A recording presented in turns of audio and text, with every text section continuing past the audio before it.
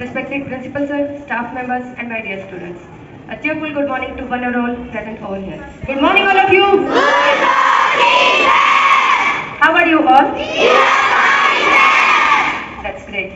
So, आप session जब start होता है तब आपकी एनर्जी किस लेवल की होती है? हाई, लो, मीडियम? से लाउड? क्या ये एनर्जी आपकी पूरे साल रहती है? ऐसा क्यों? जब आपका सेशन स्टार्ट होता है, अभी अप्रैल मंथ से आपका नया सेशन स्टार्ट होने वाला है, तो आप अलग अलग क्लासेस में जाने वाले, अपने नेक्स्ट क्लास में प्रमोट हो जाओगे।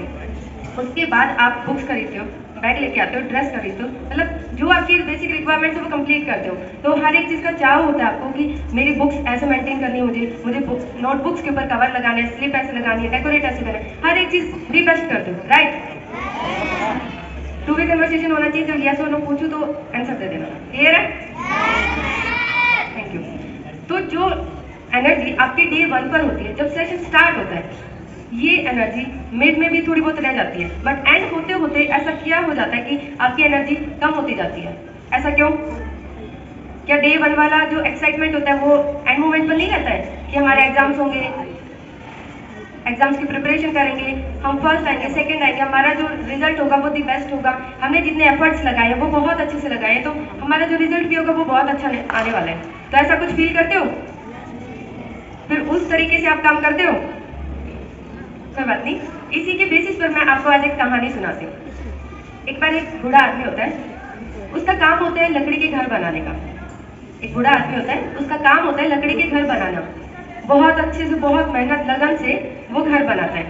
हालांकि वो खुद के लिए नहीं बनाता है, दूसरों के लिए बनाता है। उसने बहुत लोगों को ट्रेन किया, बहुत अच्छी किस तरीके से आपको लकड़ियाँ सेलेक्ट करनी है, किस तरीके से आपने काम करना है, हर एक को छोटे से छोटे माइन्यूट लेवल पर उन्होंने हर किसी को समझाया।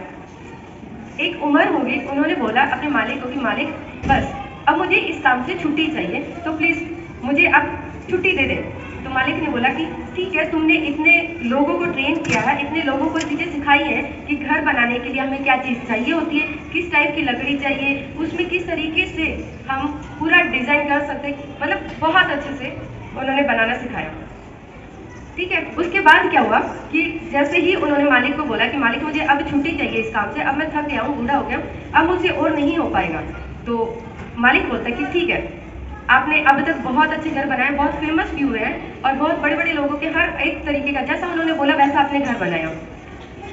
हर बारीकी के साथ में आपने अपना घर जो बनाया अपनी मेहनत से बहुत अच्छे से बनाया। तो आप एक लास्ट काम और कर दो। तो बोलते हैं ठीक है मालिक, बताइए और क्या करना है। तो बोलते हैं कि एक आखिरी घर और बना दो, उसके बाद आप फ्री हो, छुट्टी ले सकते हो। उसने बोला ठीक है मालिक, जैसे आपकी आज्ञा।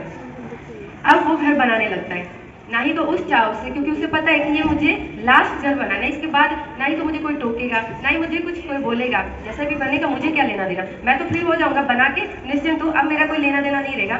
क्योंकि जब हम चीज़ें, जैसे आप फॉर एग्जाम्पल अगर मुझे चीज़ें अभी दी जाए तो मैं बहुत अच्छे से करूँगी, लेकिन अगर मुझे ये पता कि अभी मेरा ये लास्ट है, उसके बाद मुझे कोई कुछ नहीं बोलने वाला कि अगर मैंने सही किया तब भी नहीं बोलेगा और गलत किया या कमियों के साथ किया तब भी कोई नहीं बोलेगा। ठीक इसी तरीके से उस बूढ़े आदमी ने भी किया कि उन्होंने जो घर बनाया अब उस चाव से, उस लगन से नहीं बनाया। क्यों?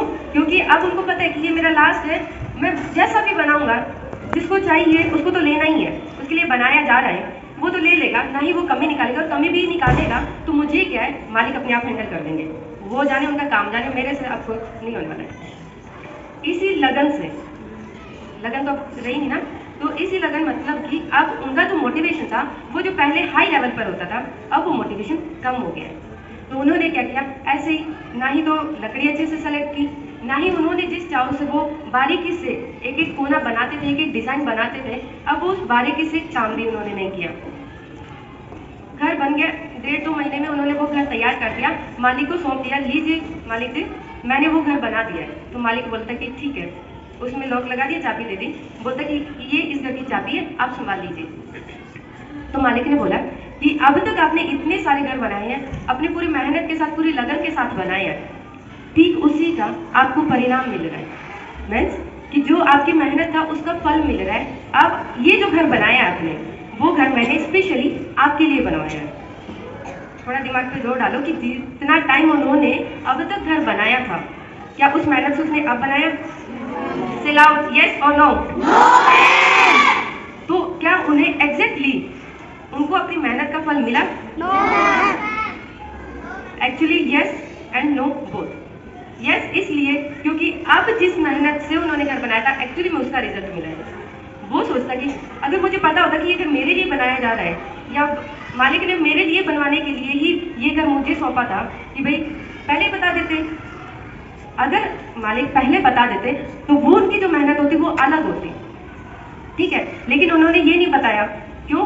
क्योंकि भाई जैसा भी है आप अपनी मेहनत से काम करने वाले हो, तो ऐसा नहीं है कि अगर शुरुआत वाले दिन आप शुरू में अच्छे से काम कर रहे हो और लास्ट में जब आपको पता चल जाए कि बस अब आपको नहीं करना है, तो आप ना टूटे मन से काम करोगे, वो भी चुकी हो, ऐसा लगेगा कि बस एक्चुअली मेरा क्या लेना देना है, छोड़ो ना, जैसा भी होगा देखा जाएगा। एक्चुअली बेटा ऐसा नहीं करना चाहिए। जब आपका सेशन स्टार्ट होता है, जिस एनर्जी के साथ आप साल को शुरुआत करते हो, स्टार्ट करते हो, ठीक इसी तरीके से आपको अपना साल का एंड भी करना है। तभी आपको अपनी मेहनत जो स्टार्टिंग में थी उसका रिजल्ट आपको एंड मोमेंट पर मिलने वाला है। क्लियर है सबको कि आपकी मेहनत, आपका जो लगन है, आपका जो इंटरेस्ट है, एक्साइटमेंट है, व्हाटएवर, वो किस लेवल का होना चाहिए? हाई। स्टार्टिंग में या फिर मिड में या फिर एंड में? स्टार्टिंग में नहीं होना चाहिए।